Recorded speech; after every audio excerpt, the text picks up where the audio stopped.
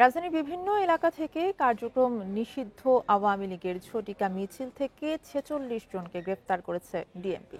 এ নিয়ে চলতি বছরে আওয়ামী লীগ এবং এর সহযোগী সংগঠনের প্রায় ৩,০০০ নেতাকর্মী গ্রেফতার করা হয়েছে।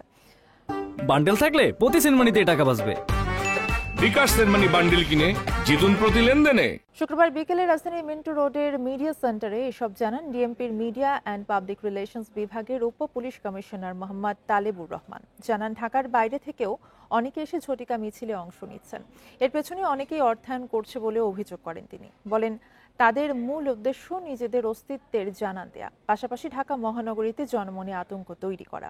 এক প্রশ্নের জবাবে তিনি জানান গণগ্রেফতার নয়, সুনির্দিষ্ট অভিযোগের ভিত্তিতেই তাদের আইনের আওতায় আনা হচ্ছে। মহানগরীতে আইন শৃঙ্খলা পরিস্থিতি বিনষ্ট করার একটা অপচেষ্টা চালাচ্ছে।